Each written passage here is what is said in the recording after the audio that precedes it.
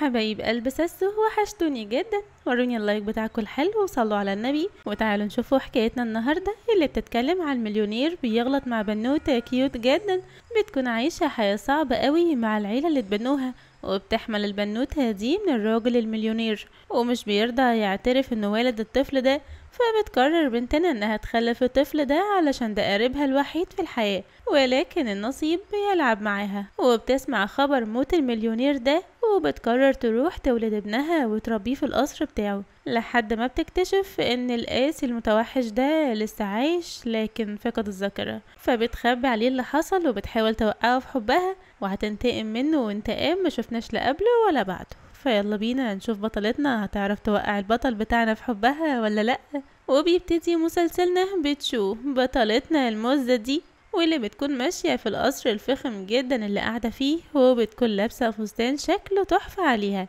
وبتفتكر وهي ماشية انها من 5 سنين بالظبط كانت بتعاني جدا من الفقر، ولكن دلوقتي ربنا كرمها وبقت ضمن عيلة بي وبتستمتع بكل ثروتهم ومجدهم. ولما بتدخل على شغالين في القصر بنشوفهم كلهم بيحترموها زيادة عن اللزوم، وده علشان هي الزوجة الوحيدة للبطل بتاعنا يان.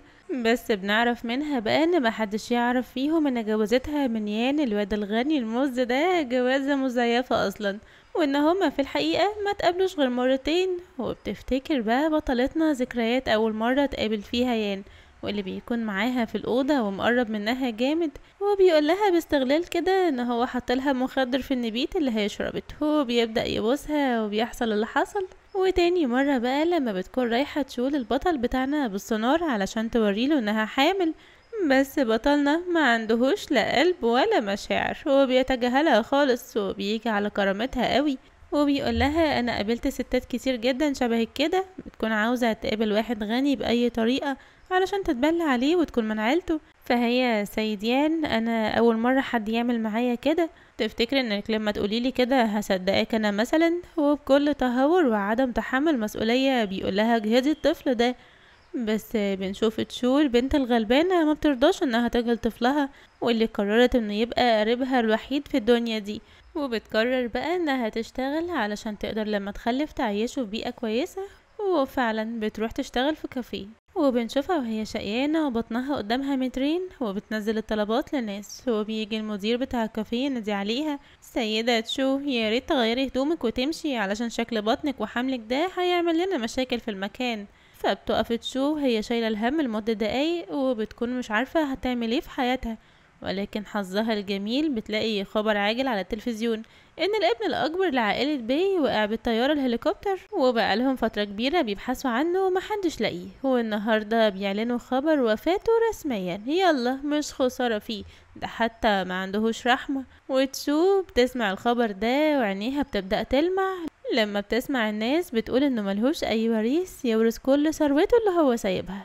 وفي الوقت ده تشو مش بتتردد لحظة انها تجري على قصر بيه، وفي القصر بتكون اميان البطل بتاعنا واقفة قدام صورته منهارة ومتضايقة جدا عليه، وبتلاقي فجأة تشو بتدخل قدام كل اللي واقفين في القصر وهي بتعيط وماسكة بطنها وبترسم عليهم الدور، وبتقول لي يان تموت قبل ما تتجوزني، ده انت كنت وعدني نتجوز بعد ما تيجي من السفر على طول. وبتبص لأمه انا خطيبة يان، فقالت لها اللي موجود في بطنك ده يبقى ابن يان ابني.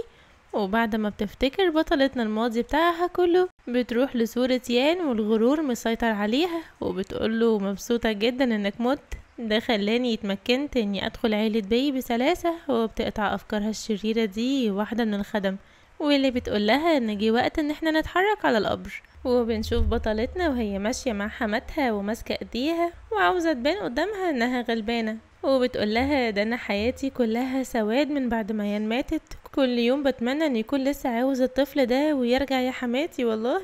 وفي اللحظة دي بتدخل عليهم واحدة من الخدم وهي على وشها علامات الذهول والفجع، وبتقول لهم ان السيد يان البطل بتاعنا رجع مرة تانية. ساعتها بطلتنا بتحس ان كذبتها هتتكشف، وبتتخيل نفسها ان يان داخل عليها والشر هينط من عينيه، وبيمسك في خناقها علشان يعاقبها عن اللي هي عملته ده وبتموت في ايده. ولكن بتفوق من التخيل ده والشغالة بتنادي عليها انظري انظري راجع يان اهو. بتغمض عينيها بطلتنا وبتداري وشها وبيكون نفسها الأرض تنشق وتبلعها. وبنشوف البطل بتاعنا واللي بيكون راجع كأنه لسه خارج من لعبة، وأول ما أمه بتشوفه بتجري عليه وتمسك ايديه. انت ازاي بقيت كده ولبسك عامل كده ليه؟ بترد عليه البنت مياو اللي بتكون جاية معاه، وبتقولها ان على مدار ال5 سنين اللي فاتوا البطل بتاعنا كان عاوز يعيش معاها في القرية بتاعتها، وان والدها انقذه من الغرق لما وقع من الطيارة. فامه بتبصله وهي مش مصدقة نفسها وبتقوله طب انت ليه طول ال5 سنين ما كلمتنيش ولا جيتلي؟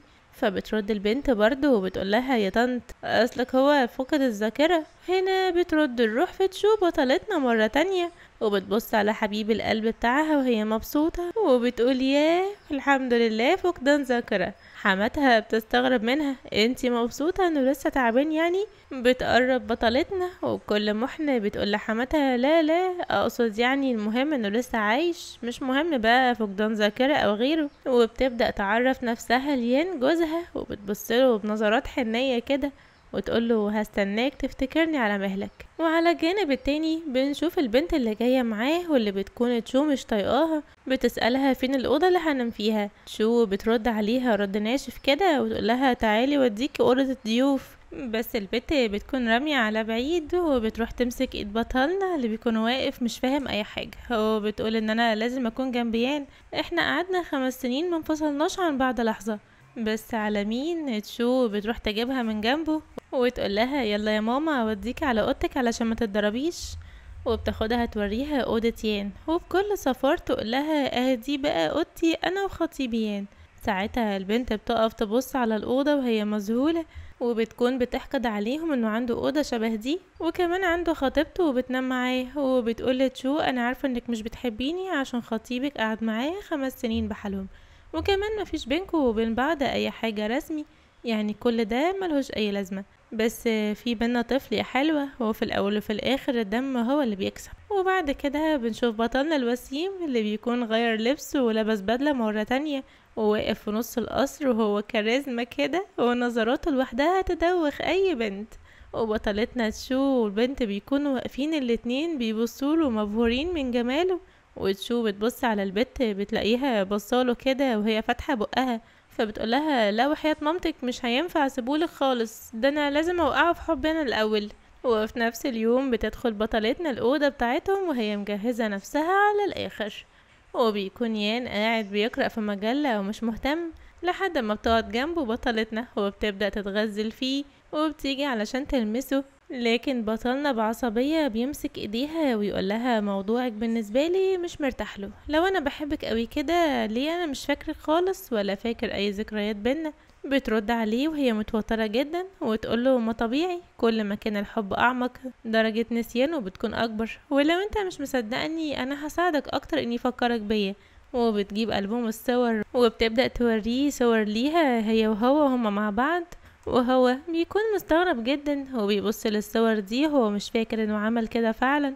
ولما بتبدأ تشرح له بطلتنا قصة كل صورة بيقول لها انتي بتقولي اني كنت رومانسي مع اني قريت في المجلة دي اني كنت واد تقيل قوي وما عنديش اي مشاعر للدرجة دي.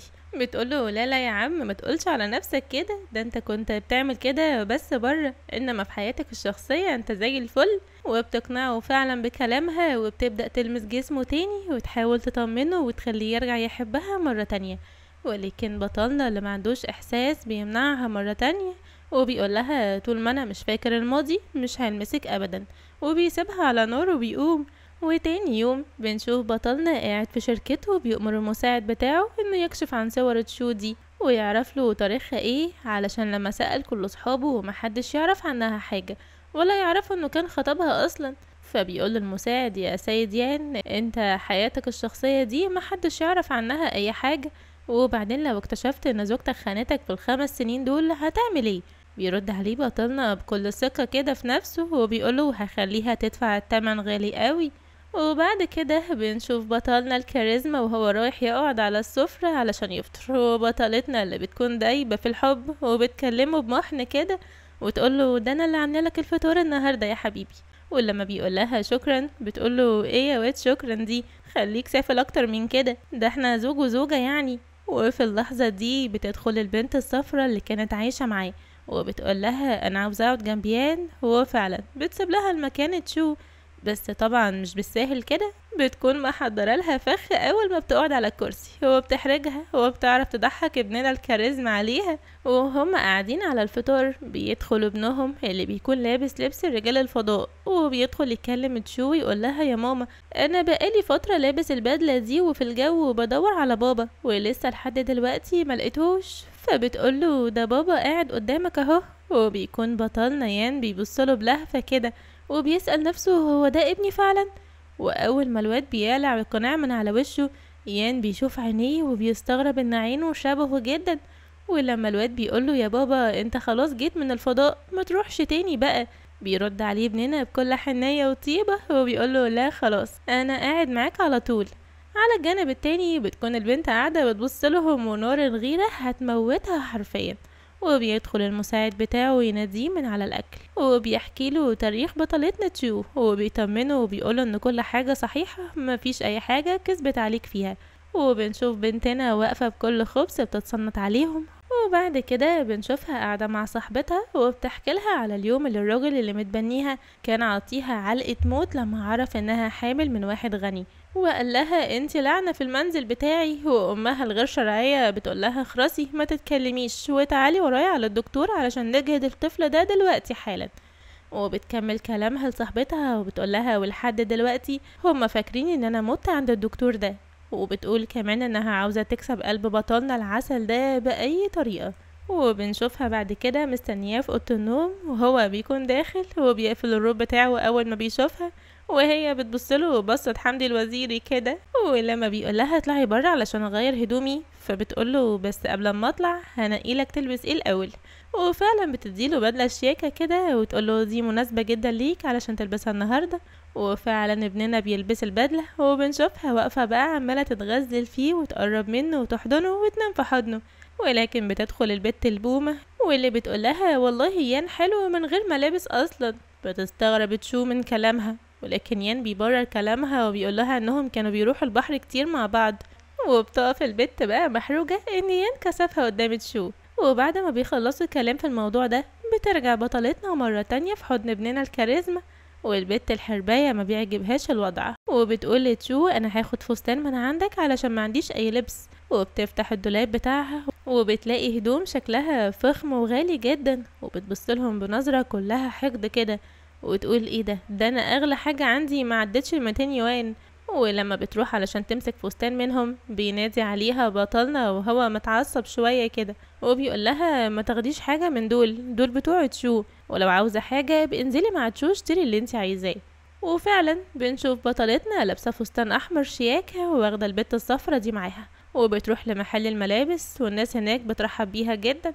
ولما بيسألوا البت الحربوة دي عاوزة ايه فبتقول لهم بكل حقد عاوزة فستان احمر. وطبعا بطلتنا مش بتفوت كلمة شبه دي وبتقول لها بلاش تقلدونا بقى عشان اللي بيليق علينا ما بيليقش عليكم. وطبعا دي قاعدة ساسو خلوها في دماغكم واحفظوها. بس البردة دي مش بتهتم وبتدخل تقيس فعلا فستان احمر ولكن بيكون شكله وحش جدا عليها. واول ما بتخرج بيه كله بيضحك عليها حتى اللي شغالين في المكان. وبطلتنا بتبصلها كده بنظرة انتصار وتقول لها ما انا قلتلك مش هيبقى حلو. بتتعصب جدا البت وبتقول لها عاوزة كل اللي في الصف ده وفعلا بتاخده. وتشو هي اللي بتحاسب. ولما العقربة بتسألها ايه انتي زعلانة علشان دفعتي كتير، بتقول لها لا يا حبيبتي خالص ده انتي براحتك مش انا اللي هكون زعلانة. وبتيجي رسالة لأميان انهم دفعوا 30 مليون يوان وهي قاعدة مع ابنها في القصر بيتكلموا في امور العيلة وبتتعصب جدا من يان وبتتصل ببطلتنا اللي بتقول لها والله يا طنط مش انا دي البنت اللي هو جايبها لنا من الشارع دي طماعة قوي. وبعد كده بنشوف الولد ابن يان بيدخل عليهم وهم قاعدين وبياخد السلسلة اللي بتكون على الترابيزة قدام يان ويقول له بابا السلسلة دي شكلها حلو قوي هديها هدية لأمي. وطبعا بطلنا بيعمله بحنية مش طبيعية وبيضحك في وشه وبيقوله طبعا يا حبيبي خدها. وبيخرجوا يان وامه ويكملوا كلامهم على باب القصر وامه بتقوله بص لما انت كنت مختفي جت البنت دي وقالت ان في بطنها ابنك وانا ما قدرتش اسيبها تمشي علشان ده دمك، انما دلوقتي انت رجعت فلازم تدور على عروسة تناسبنا. وفي الاول وفي الاخر دي فتاة حملت خارج اطار الزواج ولما بيبدأ يقتنع بطلنا بكلامها بيبص جنبه وبيلاقي بطلتنا اللي حظها حلو جايبة كلب من الشارع وبتديه للخدم وبتقول لهم يعتنوا بيه. وساعتها بيبص لأمه ويقول لها يعني واحدة بتهتم بكلاب الشوارع ورحيمة بيهم مش هتكون عندها أخلاق كويسة، وبيسيبها وبيمشي. وبالليل بيكون بطلنا نايم ورايح في سابع نومه، والبت الحربوة بتدخل عليه الأوضة وبتبدأ تحط ايديها على جسمه، وساعتها هو بيتفزع من نومه وبيقول لها انتي بتعملي ايه؟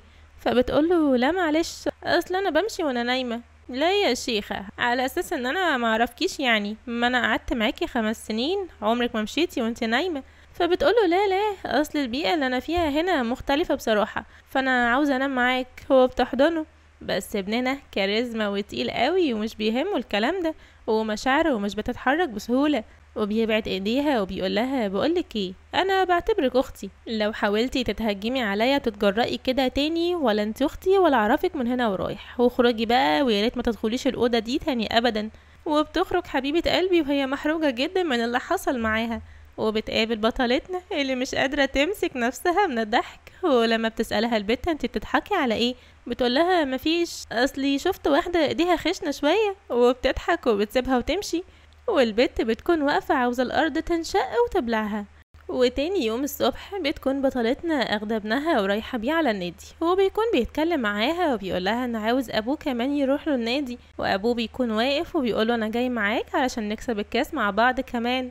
وبيمسك ايده وبيكونوا خارجين هما ال3 من القصر، ولكن بتيجي البومة اللي بتقطع كل لحظة حلوة وبتمسك ايد بطلنا وبتقوله ده انا كنت مصابة بالحمى طول الليل وتعبانة جدا، عاوزك بس تقعد معايا وتاخد بالك مني. فبيقولها حاضر هبعتلك دكتور عشان انا مش فاضي زي ما انت شايفة. فبتقوله بص بقى، انت اقسمت لابي قبل ما يموت انك هتاخد بالك مني، فما ينفعش ترجع في كلامك. وساعتها بتتدخل بطلتنا اللي قلبها رحيم وبتقوله خلاص يا يان ممكن تقعد معاها عادي، انا مش عايزه احرجك، وانا هاخد الولد واروح لوحدي، احنا متعودين ان احنا نروح لوحدنا اصلا. وفعلا بتاخد الولد الغلبان وبتروح بيه، وبيقعد يان معاها وهو مش طايق نفسه، وبيقول لها هروح احضر لك الادويه. لكن هو بيجيب الادويه بيلاقي نتيجه تحليل مكتوب فيه ان بطلتنا كان عندها اكتئاب بعد فتره الولاده، وكانت كمان بتحاول انها تخلص على نفسها وتأذي روحها. وفعلا بنشوفها وهي بتحاول تعمل كده، ولكن صراخ ابنها اللي بيمنعها وبيفكرها ان الطفل ده ملوش غيرها في الحياه. وبنشوف على الجانب التاني بطلتنا واقفة مع ابنها اللي بتفضل تحمسه وتقوله ما تزعلش يا حبيبي، المرة الجاية ابوك هيجي معاك. وبيجيلها مكالمة وبتسيبه وبتقوم، وهو بيتلم عليه شوية عيال صحابه، بس عيال ايه، متنمرين على الاخر، وبيفضلوا يقولوله انت طفل من غير اب ويرخموا عليه، وهو بيتعصب جدا عليهم وبيكون عاوز يضربهم كلهم. وامه بتيجي تسلكه منهم بالعافية، وفي اللحظة دي بيدخل عليه ابوه والواد بيفرح قوي وبيقوله انا كنت عارف انك هتيجي. وساعتها بيكلم ابو الولد اللي كان بيتنمر على ابنه وبيقوله انا هبلغ عنك عشان انت مدرس في المدرسة ومش مربي ابنك كويس. وساي بيقول لابني الكلام ده، طبعا الراجل بيترعب من سلطة البطل بتاعنا وبيقوله والله هربيه دلوقتي حالا قدامك انت تؤمر. وبيقف بطلنا مع ابنه ويحمسه ويقوله تعتقد ان احنا هنفوز؟ الواد بيقوله طبعا هنفوز. وفعلا بنشوفهم بيبدأوا السباق وفعلا بيفوزوا، وبعد ما بيروحوا بيقف بطلنا مع بطلتنا وبيتكلموا مع بعض، وبطلتنا بتقوله انا متوقعتش خالص انك تيجي النهاردة. وهو بيسألها هو انت كنت بتربي الواد ازاي لوحدك ال5 سنين اللي فاتوا؟ وهي بتحاول تطمنه وبتقوله كنت باخد بالي منه، انا ماليش غيره. فبيتعصب عليها جدا وبيروح يجيب ورقة التقرير اللي هو قراه، وبيقول لها شوفي كده انت ليه ما قلتيش انك مريضة بمرض خطير شبه ده؟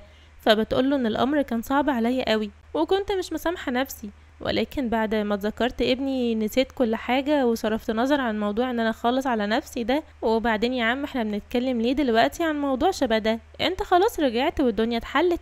وهو بيوعدها انه هيعتني بيها كويس جدا في المستقبل وهعوضك عن كل حاجة. وبطلتنا بتقوله بكل حب استنى هوريك صورة ابننا ده، انا مصوراه صور حلوة جدا. وبتروح علشان تجيب كتاب من المكتبة، مش بتطول الكتاب والكتب كلها كانت هتقع عليها. وبيروح بطلنا الرجولة علشان ينقذها وبينزل على دماغه كتاب ابن حلال او ابن حرام بقى، بيخلي الذاكرة ترجع له مرة تانية. يا نهار اسوح، وبيمسك ايديها بعصبية وبيقولها افتكرت كل حاجة يا تشو. بتتخض جدا بطلتنا وبتقوله افتكرت ايه؟ فبيقولها امور عائلة بي وكمان الليلة اللي قضيناها مع بعض. وبيقولها احنا ما عملناش كده مرة تانية صح؟ فبتقوله طبعا. بيمسك ايديها بكل حب كده وبيقولها والله ده انا افتكرت وكأن الموضوع ده كان امبارح. وبتكون بطلتنا قاعدة هتموت من الفجعة ومش قادرة تمسك اعصابها اصلا. وهم قاعدين بيسمعوا صوت زعيق، وبتكون البت الرزلة اللي قاعدة معاهم دي بتضايق ابنهم واخدت منه الرسمة اللي هو رسمها لأبوه والأم وهما ماسكين ايده. بس هي أول ما بتشوفها بتتغاظ وبتحقد عليهم وبتقطع له الرسمة 100 حتة وكمان بتزق الواد في الأرض.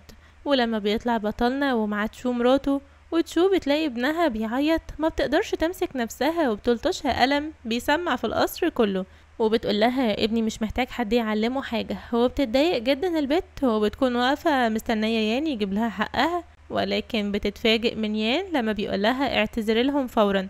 وبتفكره للمرة المليون انا ابويا موصيك عليا. بقولك ايه، ابوكي كان راجل لذيذ مقدرش اقوله لا، وفعلا هعمل بوعدي باخد بالي منك، ولكن مش هسمحلك تأذي عيلتي، ولو هتعملي كده فارجعي عيشي في الجزيرة بتاعتك تاني. وبيسيبوها وبيمشوا. وبعد كده بيطلع بطلنا اللي قلب رومانسي فجأة بياخد الصورة يظبطها كأنها ما اتقطعتش وبيقول لمراته تشو انا لازم اقوم بواجباتي كزوج وكأب. وبتكون بطلتنا قاعدة قدامه مش مصدقها روحها من التحول الرهيب اللي حصل في شخصيته. وبتقوله هو انا مش بحلم صح؟ ولما بيقولها ليه بتسألي السؤال ده؟ بتقوله اصلك انا كنت بحس بعدم امان الفترة اللي فاتت وكنت حاسة اني هخسرك في اي وقت. لكن بيقطع كلامها ده ببوسة كلها حنية وحب لحد ما امه بتدخل عليهم وبتقول لبطلتنا بكرة من الساعة 6 الصبح اعملي حسابك نروح المعبد مع بعض. وبتسيبهم وبتمشي. وبطلنا الحنين بيقول لها لو مش قادرة تصحي بدري وتروحي المعبد ولا يهمك ما تروحيش. بس تشو بتقوله لا لا عاوزة اروح عادي. وفعلا تاني يوم بنشوف بطلتنا قاعدة في المعبد بتصلي ومعاها حماتها اللي بتكون مش طايقاها اساسا. وفجأة بتدخل عليهم واحدة بتنادي على أم يان، وأم يان بتروح لها وبتقف تتكلم معاها شوية. وبطلتنا بتكون رامية ودنها معاهم كعادتها يعني. وبتسمع ان البنت دي بتقول لأم يان انها لسه لحد دلوقتي ما اتجوزتش لانها مش لاقيه حد مناسب كده يكون شبه السيد يان.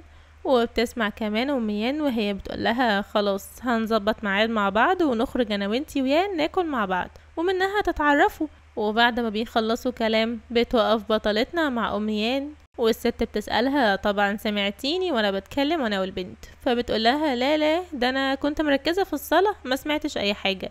بتكمل كلامها ام يان وبتقول لها بصي انا عاوزه اكون صريحه معاكي، مرات يان لازم يكون ليها مواصفات معينه ومن عيله معينه.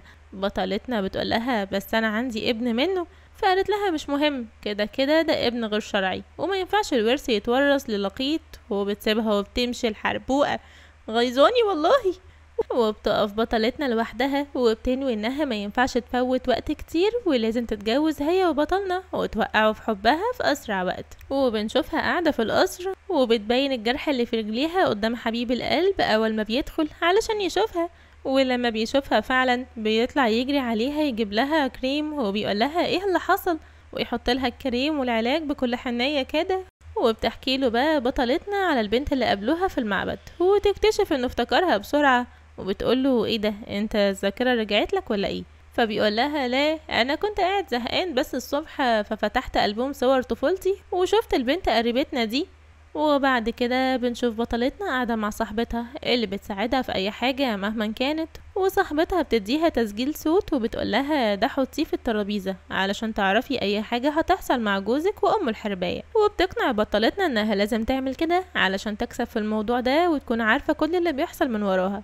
وفعلا بتروح بطلتنا القصر وبتوقف واحدة من الخدم تمنع اي حد من الدخول. ولكن البت الحربوقة دي بتكون عاوزة تدخل بأي طريقة وبتكلم يانا علشان يقول للشغالة تدخلها. ولما بتدخل بتشوف بنتنا الكيوت وهي بتحط التسجيل في الترابيزة، ولكن بنتنا صايعة جدا برضو. أول ما بتشوفها بتحط التسجيل في الشنطة.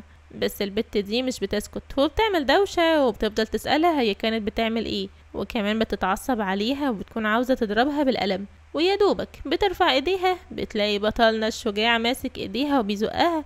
والبت مش بتسكت وبتقوله يا يان دي عايزة اموالك ازاي سايبها تقرب منك كده؟ بس يان مش بيسكت لها وبيهزق فيها، وهي بترد عليه وبتقول انها شافتها وهي بتسرق وحطت حاجة في شنطتها، وبتروح تمسك شنطتها، ولما تشوف بتحاول تمنعها بتاخدها الحرباية منها بالعافية، وبتفضي الشنطة في الأرض مش بتلاقي حاجة غير حبة تماميم وأخدتها من المعبد. وبتمسك بطلتنا تميمة منهم وبتقول ليان دي أنا عاملاها لك مخصوص ليك علشان الذاكرة ترجع لك مرة تانية.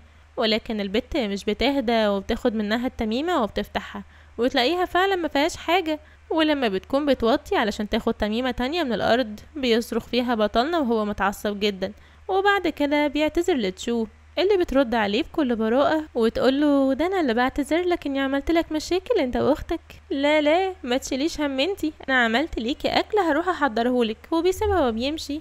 وبتوطي بطلتنا في الارض وبتفتح تميمة من اللي موجودة وبتطلع منها تسجيل وبتحطه في الترابيزة، وبكده تمت المهمة غصب عن الكل. وتاني يوم بنشوف يان وامه قاعدين بيتكلموا، وامه بتقوله انها رتبت له موعد مع البنت دي، فبيقول لها ايوه بس انا عندي طفل ازاي هروح مواعيد شبه دي. بتقول له ام الحرباية اللي مش بتهدى دي مش لازم تكون متجوز واحدة تجيب لك طفل، بس لازم يكون عندها هوية وعيلة كبيرة، انما ابنك الغير شرعي ده هتشوفه وهو بياخد كل ممتلكاتك وبتحاول تقنعه باي شكل. ولكن في الاخر بيرد عليها بطلنا بكل اقتناع ويقول لها انت عندك حق في كل كلامك، ولكن انا عمري ما هسيب مراتي وطفلي في الشارع. وساعتها بتتعصب جدا امه وبتقوله انت من زمان كنت عاقل وراكز وبتفهم، دلوقتي انت متهور ومتردد، يا خسارة انك ورثت المليارات دي كلها. وبتسيبه وبتقوم وهي العفاريت بتتنطط في وشها، وبتكون بطلتنا واقفة وسامعة كل ده من السماعات طبعا. وبعد كده بنشوف يان وهو خارج من الحمام، هو بيلاقي صورته وهو صغير جنب السرير بتاعه، وبيكون واقف بيبص عليها، ومراته بتيجي تحضنه وبتقوله مالك بتفكر في ايه؟ فبيقول لها هو انا كنت افضل في الماضي؟ فبتقوله بصراحة بالنسبة للشدة والانضباط انت في الماضي كنت احسن، بس انا بحبك دلوقتي اكتر بكتير، انت دلوقتي اكتر انسانية واب حنين اكتر. وبيحضنها بطلنا وهو بيقول لها انا مبسوط انك موجودة معايا، وهي كمان بتقوله انا هفضل دايما جنبك.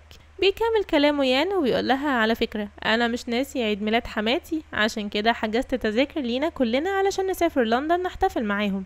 ساعتها وش بطلتنا بيجيب الوان وبتقوله اصل اهلي مش على طول قاعدين بيسافروا على طول، فممكن ما يكونوش في البيت. فبيقول لها خلاص رني عليها واعرفي منها هما مسافرين فين دلوقتي.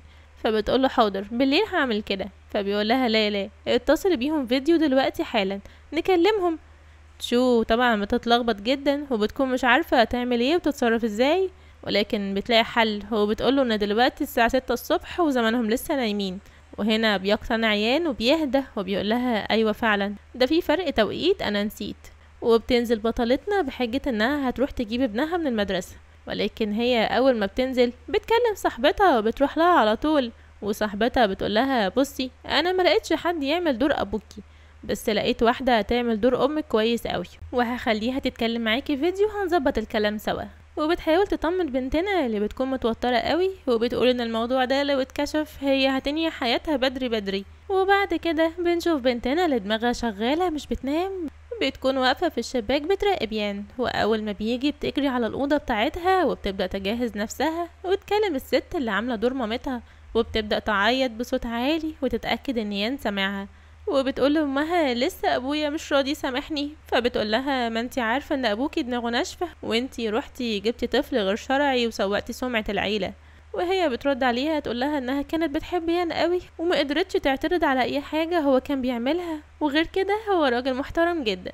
وامها بترد طب ما هو راجع دلوقتي، لو كان راجل محترم كان اتجوزك، انما هو بيلعب بيكي، انما هو الراجل مش مسؤول خالص حتى لو هو فقد ذاكرته. وبتكمل كلامها وبتقولها احنا عيلة كبيرة مش فقيرة، لو هو مش عاوزك تعالي واحنا نتحمل كل تكاليفك انتي وابنك. بس بطلتنا بتقولها لا انا بحبه وعاوزة اكمل حياتي معاه، مش هقدر اعيش بعيد عنه وعن حبه، كلام محن كده. فامها بتقولها يبقى خلاص ما تكلمنيش تاني علشان احنا بنتعرض للتنمر بسببك، وبتقفل في وشها. ولحد هنا الله ينور على الحاجة الممثلة دي. ولما بتقوم بطلتنا من على الكرسي بتلاقي يان واقف وراها وبتعمل نفسها يا لهوي اتخضيت متفاجئة البت، وهو بيقول لها انا سمعت كل حاجة وفهمت ليه كنتي مترددة تتصلي بامك، وبيقول لها انا فكرت في الموضوع كويس جدا، احنا لازم نتجوز. بتفرح تشوف فرحة مش طبيعية وبتحضنه بكل حب وهي مبسوطة جدا. وبعد كده بترجع تعيط تاني، ولما بيسألها مالك تاني يا نكدية بتقوله لا ما تقلقش دي دموع الفرحة بس. فبيرجع يحضنها تاني بكل حنية كده. وبعد كده بتكون رايحة تشوف الشركة، وأول ما بتدخل بتتعامل معاملة كويسة قوي، ولكن بيشوفها هناك أبوها وأمها اللي كانوا متبنيينها، واللي اصلا بيبقوا شغالين هناك كخدم في الشركة. يا نهار مش فايت. وابوها لما بيشوفها بيكون هيتجنن وبيجري يبص عليها، ولكن المدير بتاعه بيجي يزعقله جامد. ولما بيمشي بيروح الراجل لمراته يقول لها انه شافت شو. بتقوله ازاي دي ماتت في العيادة. فبيقول لها لا دي شبهها بالظبط ولابسة كمان هدوم غالية قوي. وعلى الجانب التاني بنشوف تشو اللي بتكون عند يان في المكتب بتهتم بيه وبتحضر له اكله وبتكون بتتعامل معاه بكل رومانسية وحب. ولكن بتدخل عليهم البومة اللي بتدخل متعصبة جدا وبتشتكي ليان من شغلها في الشركة.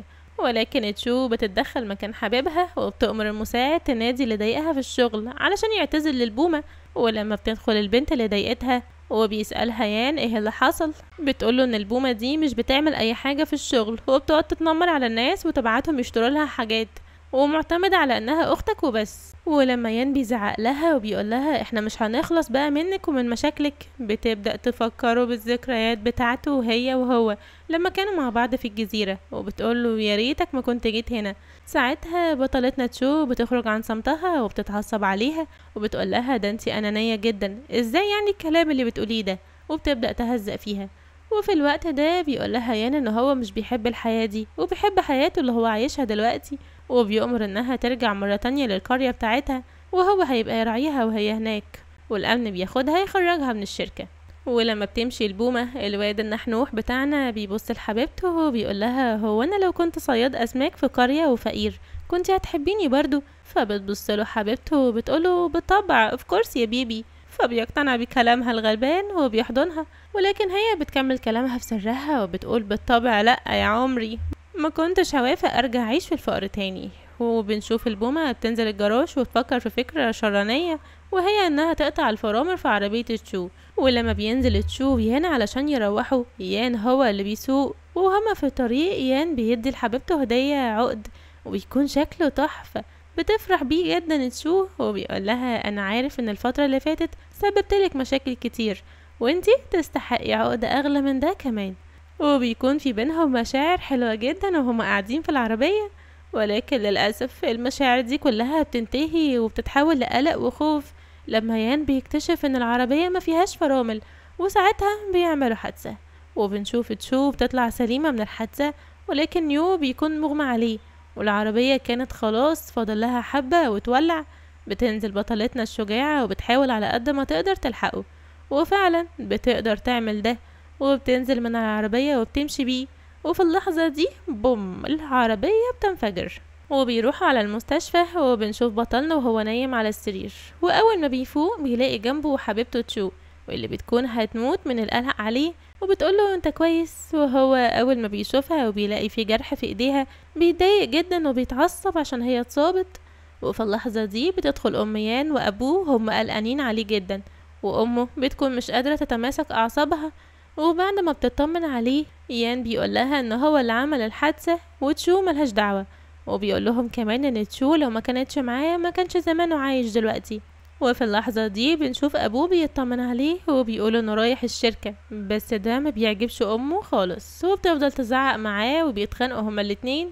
ويان بيكون قاعد تعبان، هو بيفتكر حياته وهو طفل لما كان بيبقى فيه مناسبة وهما الاتنين بيتعاركوا مع بعض واليوم بيبوظ، وبيقول لهم كفاية جدال بقى انا هتجوز. بتتصدم امه وبتقول له يا نهارك اسود هتتجوز مين؟ فبيقول لهم هتجوز تشو ام ابني وعطتني قلبها وهتجوزها مهما حصل. ابوه بيكون ما عندوش اي مانع، وده برضو بيعصب امه جدا وبتقوله ازاي يعني ما عندكش مانع يا راجل؟ فبيقول لها دي ام ابنه من امتى واحنا بنخلي وعدنا مع الناس. وبيقول لابنه لو انت عاوز تتجوزها انا موافق، وبيسيبهم بيمشي الراجل يا عم والله. وبتقعد امه معاه وهي متعصبة جدا وبتفضل تقوله ازاي هتتجوزها وانت جايبها من الشارع، بس ابننا بيكون مصمم على رأيه، وده بيخلي امه هي كمان تفقد الامل فيه وتمشي. وهي اصلا عفاريت الدنيا بتتنطط في وشها. وبعد كده بتدخل تشو مرة تانية علشان تراعيه وتنيمه على السرير. وبعدها بنشوف بطلنا شياكة خرج من المستشفى وقاعد في البيت جنب حبيبته اللي بتكون لابسة طقم شياكة برضه، وبيقول لها ما تزعليش على عربيتك اللي باظت، هجيب لك واحدة غيرها. بس ساعتها بطلتنا بتفكر تفكير بره الصندوق حبتين وبتقوله لا، انا مش عاوزة عربية، انا عاوزة محلات عشان اعرف اشتغل واساعدك. هو بيكون همها ان يكون عندها محلات باسمها علشان لو اكتشف الموضوع بتاعها في يوم من الايام تكون طلعت بحاجة. فبيقول لها من امتى الطموح والنشاط على الشغل ده؟ بتقوله مش انت حبيبي، يبقى لازم اتعلم منك. وبتاكل بعقله حلاوة. هو فعلا وهم قاعدين بيدخل عليهم مساعدين وبيقوله انه يكتب محلات باسم تشو. وبعد كده المساعد بتاعه بيقوله انه عرف مين اللي عمل لهم اكيدة العربية دي، وبيوريله فيديو صورته الكاميرات المراقبة وان الحربوقة هي اللي قطعت الفرامل. هو بيقوله كمان انهم محتجزين عليها في مخزن قريب. وساعتها بيروح يان ومعاه بطلتنا، وهناك بنلاقي البت الصفرة دي مربوطة وبتتعذب. واول ما بيشوفها بطلنا اللي بيكون متعصب جدا بيزعق معاها وبيقول لها انتي لازم تعتذري لتشو. وبعد ما بتعتذر لتشو بيفضل برضو يزعق لها شوية وبيقول لها انتي خنتيني وكذبتي عليا، وده امر مش سهل خالص ولازم تتعاقبي عليه، وفعلا انا هعاقبك دلوقتي. هو بيدخلها زنزانة مع كلب شكله شرس جدا. وبرغم كل سويت البت الصفرة والمحاولات انه يسامحها، لكن بطلنا قلبه بيكون جامد ومش بيرضى انه يسامحها وبيسيبها وبيخرج من المكان هو وتشو. وطبعا تشو بعد ما بتشوف الموضوع ده بتكون مرعوبة، ويان بيحس بيها وبيرجع لها يقول لها مالك انتي خايفة ولا ايه؟ على فكرة انا عمري ما اقدر اعمل معاكي كده عشان انتي عمرك ما هتكذبي عليا اكيد. وانا هنا حابة اقوله والله يا يان انت اكبر كلاون انا شوفته في حياتي. وبعد كده بنشوف بطلنا قاعد بيلعب مع ابنه، واول ما بيشوف تشو بيروح لها وبيقف معاها وبكل وسامة بيقول لها خلينا بكرة نروح نعمل شهادة الجواز.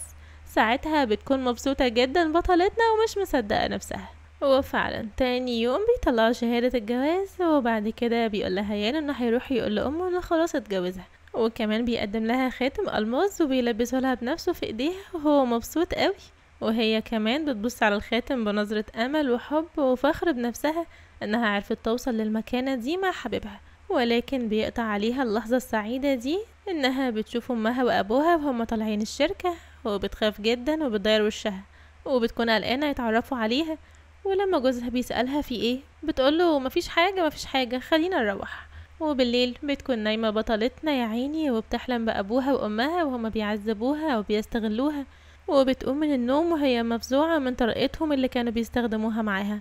وبيصحى يان على صوتها وبيقولها في ايه، فبتقوله حلمت حلم وحش، حلمت انك سبتني.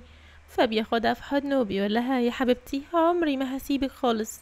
فبتقوله والله يا يان كل ما اقرب منك بخاف انك تسيبني، اوعدني انك هتفضل معايا مهما حصل. وطبعا يان بيوعدها وبيقولها مهما حصل انا بحبك وهفضل جنبك. وتاني يوم بنشوف تشو قاعدة مع صاحبتها اللي بتخلص لها اي مشكلة مهما كانت، وبتقولها على موضوع امها وابوها ده. فبتقولها سهلة نخلص منهم، بس بطلتنا بتكون مش عاوزة كده وبتقولها انا عايزة اعذبهم، وفي الاول عاوزة ابويا يدمن القمار كده يعني. فصاحبتها بتقولها سهلة، عندي كذا طريقة اخليهم يتمنوا الموت وما يطلهوش. وفعلا صاحبتها بتقدر تخطف ام تشو ابوها وبتذلهم قدامها، وكمان بتخليهم يتذللوا لتشو علشان تسامحهم. ولكن تشو بتكون شايلة منهم جامد قوي ومش بتقدر تسامحهم، وبتؤمر انهم يضربوهم ويعذبوهم. وفعلا رجالة البت صاحبتها بيعملوا كده، ومع كل ضربة كانوا بيضربوها بتفتكر بطلتنا المعاناة اللي عاشتها وبتحس بالفخر انها تاخد حقها منهم في الوقت ده. وبعد كده بنشوف طنط ام يان اللي مش بتهدى وبتروح لبطلنا يان في المكتب بتاعه وبتديله دعوة عيد ميلاد البت اللي عاوزة تجوزها له، وبتقوله لازم تيجي. فبيقول لها يا ماما هاجي بس اعمل ايه؟ بتقنع امه بكل الطرق انه يجي، وبيضطر بطلنا ان هو يروح. وبتقوله ما تنساش بقى تجيب هدية معاك وانت جاي. فبيقول لها انا عندي اجتماع دلوقتي بقى، طريقك اخضر يا ست انت. وبنشوف بالليل حفلة عيد الميلاد، هو بتكون واقفة مستنية بطلنا الكاريزما اللي كل البنات بيموتوا عليه يجي، وكل اصحابها مش مصدقين نفسهم ان يان بنفسه هيحضر عيد الميلاد.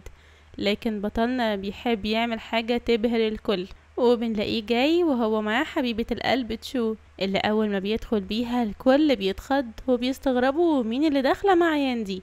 وهناك بيقابلوا عيل أصفر كده ويان بيكون مش طايقه، وبيفضل يتكلم مع تشو شوية، ولكن يان بيصد وبيتعصب عليه. وبعد كده بنشوف ان البنات اللي في الحفلة ومعاهم البنت اللي كانت عينيها من يان واقفين في الحمام بيتريقوا على تشو اللي بتدخل لهم وبتعرف تهزقهم كويس وتاخد حقها منهم تالت ومتلت. وبعد كده بتخرج من الحمام تقعد جنب جوزها وبيبدأ يتعمل مزاد على عقد في حفلة عيد الميلاد. ولما يان بيحس ان العقد ده عاجب تشو بيحط سعر عالي جدا علشان ياخده. ولما الواد الاصفر ده بيحاول يزود عليه السعر فبيقوله ايه، هي ماما زودت لك المصروف ولا ايه؟ حلو. وبيرفع هو السعر على الاخر وفعلا بياخده يان وبيقول قدام الكل انه جايبه لزوجته وبيلبسه لتشو قدام الناس كلها. وكمان بيؤمر البودي جارد يخرج البنات اللي كانوا بيتنمروا على بنتنا وبيقول للبنت اللي كانت عاوزة تتجوزه المرة الجاية دور عليك يا حلوة. وبعد كده بنشوف الواد الاصفر ده بيتكلم في التليفون مع حد، هو بيقوله انه عاوز يعرف كل الاخبار عن تشو. وتاني يوم بنشوف يان وتشو قاعدين بيفطروا مع بعض، هو بتدخل عليهم ام يان وهي متعصبه كعادتها وبتقول لهم وقعوا على اتفاقيه الجواز بقى. فابنها بيقول لها احنا الاتنين مش محتاجين نوقع على اتفاقيه. ساعتها بتتعصب زيادة أمه وبتكون هتمسك كوباية اللبن تحدفها في وش حبيبته تشو. ولما بيدافع عنها يان أم بتلطش بالقلم وبتقوله انت شكلك عبيط كده ليه، أنا أمك الحقيقية وعيلتك الحقيقية. فبيقولها انتوا عيلتي اللي اتفرضتوا عليا من وانا صغير وزهقت منكم، انما تشو دي انا اللي مختارها بحب. وبياخد بنتنا وبيمشي من قدامها وهو متأثر جدا. ولما بيخرجوا وبيقفوا مع بعض في البلكونة وبيبدأ بطلنا الحبيب يطمنها ويقول لها أنا هقف جنبك ومش هسيبك مهما حصل. ولما بتقوله هو أنت هتعمل ايه لو كذبت عليك في مرة؟ فبيقول لها بس ما تقوليش كده، الموضوع ده مش هيحصل أبدا لأني مش هقدر أتحمله منك. وبالليل بيكون بطلنا نايم ولما بيجيله كابوس بيخليه مش قادر عارف ينام. وبتصحى تشو وبتبدأ تهديه وتغنيله علشان يطمن وينام. ولما بيقول لها تمام انا دلوقتي اطمنت فبتقوله ماشي نام لوحدك بقى، وبتكون هتكمل هي كمان نوم بس هو مش بيخليها تنام وبيبدأ يبوسها ويقرب منها جامد ولأول مرة يعمل كده. وتاني يوم بيكون قاعد بطلنا بيقرأ في مجلة وبيلاقي أمه داخلة عليه المرة دي بتورتاية وهادية جدا على غير العادة، وبتقعد جنبه وبتعتذرله وكمان بتديله اسورة وبتقوله دي هدية لتشو وبتعرفه انها خلاص موافقة على الجوازة دي. وطبعا بطلنا بيفرح وبيشكرها البطل المؤدب ربنا يحفظه وبتسيبه امه وبتمشي. وبعد كده بنشوف يان وتشو هما بيلعبوا مع ابنهم ومبسوطين وبيقضوا وقت جميل. بطلتنا بتقعد وبتعيط وبتكون متضايقة، ولما ابنها بيسألها مالك بتعيطي ليه بتقوله انا سعيدة جدا بس خايفة اننا في يوم من الايام منكونش سعدة ونتفرق عن بعض. فبيرد حبيب القلب وبيقول لها ان شاء الله سعدة دايما، وبيطلع الاسورة من جيبه وبيديها لها وبيقول لها امي عطتني دي علشان اديها لك. بتستغرب جدا بنتنا ولكن في نفس الوقت بتتبسط وبتاخد منه الاسورة وهي مبتسمة ومبسوطة جدا. وبيكمل البطل بتاعنا استمتاعوا مع ابنه وبيكونوا في الحمام بيغسلوا اسنانهم هما الاتنين وبيهزروا ويضحكوا، ولكن بيتزحلق بطلنا وبيتخبط في دماغه وساعتها بيفتكر كلامه مع تشو لما قالها جهدي الطفل، وهنا بيفتكر كل حاجة وبيعرف ان تشو كل الوقت ده كانت بتكذب عليه حتى في موضوع الصور والكلام ده. وبعد كده بيشوف هيان في الجنينة وبيكون مش عاوز يقولها انه افتكر، ولكن اول ما بيدخل يتكلم معاها ويلمح لها بتقوله انت افتكرت حاجة من الماضي ولا ايه؟ فبيقول لها انت مش عاوزاني افتكر ليه؟ بترد عليه رد مقنع وبتقوله الماضي مش هيفيد بحاجة، المهم دلوقتي انا بخير وانت بخير وابننا كويس وعايشين حياة حلوة، ليه نفتكر الماضي؟ فبيبتسم يان وبيحط ايده على خدها وبيقول لها فعلا انت عندك حق يا حبيبتي. وفي الوقت ده حد بيرن على تشو وبتستأذن من حبيبها انها ترد وبتروح تتكلم، ولما بترد بتلاقيه الواد الاصفر اللي ما بيحبش تشو وبيقول لها انا عارف سرك ولازم نتقابل ونتكلم. وعلى الجانب التاني بنشوف بطلنا قاعد في القصر وبيجيله المساعد الشخصي بتاعه وبيقوله ان كل ورقة شو مزيف وانها كانت بتضحك عليهم في كل حاجة، وكمان بيديله التسجيلات اللي هي بتكون زرعتها في كل حتة في البيت، وبيقوله زوجتك كانت بتراقبك بعناية اعتقد كده عشان فلوس تحب تتعامل معاها بطريقتي. فبيتعصب جدا ابننا وبيرمي من ايديه اجهزة التسجيل، وبيبدأ يفتكر كل الذكريات اللي تشو عملتها معاه، وبدأ يحس انها مزيفة وانها عملت كل ده من اجل الفلوس وبس. على الجانب التاني بنشوف تشو واقفة مع الواد الحربوق ده اللي مش بيحب بطلنا، وبيقول لها بص يا ستي الصور دي مش دي امك بتبيع احذية؟ انتي ما طلعتيش من عيلة متوسطة اهو، ده انتي طلعتي من عيلة تحت خط الفقر كمان. ساعتها بنتنا بكل عصبية بتقوله عاوز ايه؟ فبيقول لها طلبي بسيط، عاوز يعني يفوتوا ميعاد اجتماع مجلس الإدارة، وبيديها منوم تحطوله في المشروب بتاعه. وفعلا بنتنا بتضطر تاخده منه، ويان بيكون واقف بالعربية بتاعته بيراقبها وفاهم كل حاجة من أولها. وبعدها بنشوف بطلتنا وهي بتحط المنوم في كوباية اللبن لحبيبها يان، هو بتروح علشان تديهوله، ولكن يان بيكون مش عاوز يرد عليها. ولما بتسأله مالك بيقول لها كنتي فين النهاردة؟ بترد تقوله انا كنت عند المدرب بتاع ابننا علشان التمرين وكده. فبيقول لها لسه مستمرة في الكذب برضه، وبيمسك كوباية اللبن وبيقول لها عاوزاني اشرب دي صح؟ وبيرميها في الارض، وبتكون لسه بطلتنا مصممة على الاستعباط، وبتقوله مش فاهمة قصدك بتتكلم عن ايه؟ فبيحكي لها بقى كل حاجة هو عارفها من يوم ما اتقابلوا، وبيقول لها انتي كذابة وتستحق انك تموتي. فبترد عليه وتقوله فعلا انا استحق اني اموت، ولكن ابننا لا، انا لما كنت حامل كنت هعمل اجهاض، لكن الدكتور قال لي ان الطفل كبير وان انا هموت فيها، وهو ده كان الوحيد اللي ليا في الحياة، كنت عايزة اعيش وربيه وبس. وبتنهار من العياط، بيبص لها يان بثبات انفعالي وبيمسح دموعها، وبيقول لها انت فكرك اني عمري هصدق دموعك الكذابة دي تاني؟ ده انت الوحيدة اللي كنت مش فاكر اي حاجة عنها وقدرتي تخطفي قلبي وتخليني اطمنلك. يلا خلاص اللي حصل حصل، خلينا نتطلق، وعلشان يكون في علمك مش هتاخدي مني يوان واحد بس. هي مش بيكون فارق لها بطلتنا، وبتقوله حاضر مش عاوزة اي فلوس، ولكن هو بيكمل كلامه وبيقول لها ولا ابنك كمان، ابنك ده من دمي وهيفضل عايش معايا. بتنهار بطلتنا من العياط، وبتروح تترجى فيه انه يخرج ابنها من الموضوع وانها مش عاوزة اي حاجة منه، ولكن ابننا بيكون مسكوا الجحود مرة تانية وقلبه جامد، وميدادي على الخدم يطردوها، وهما بيطردوها ابنها بيخرج وهو منهار من العياط وبيحضنها، وهي بتكون مش عاوزة تسيبه، ولكن يان بيؤمر انهم يفصلوهم عن بعض. وفعلا الخدم بيعملوا كده وبيفصلوهم عن بعض وبيخرجوا تشو الغلبانة برا القصر. بعد كده بنشوف بطلتنا في المستشفى قاعدة جنبها صاحبتها اللي ما بتسيبهاش ولا مرة، واول ما بتفوق بنتنا بتكون منهارة من العياط، وصاحبتها بتقول لها ان جالها رسالة من عيلة بي بتقول انك مغمى عليكي قدام القصر فجيت اخدك على المستشفى. فبتقول لها تشو وهي منهارة ان خلاص ما بقاش ليها حد، بس الاحسن لابنها انه فعلا يقعد مع ابوه في القصر، ده احسن ليه وهيتربى تربية احلى.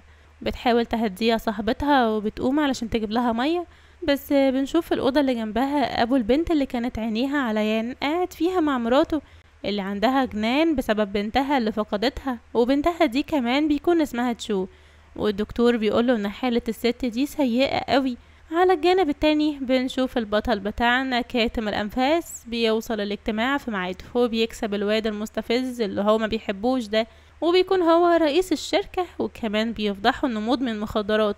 وفي الوقت ده الشرطة بتيجي وبتقبض عليه، ولكن محدش بيكون فاهم ليه، لحد ما بيعرفوا ان بطلتنا الشجاعة كانت بتسجله ساعة ما عطاها المنوم اللي فيه السم.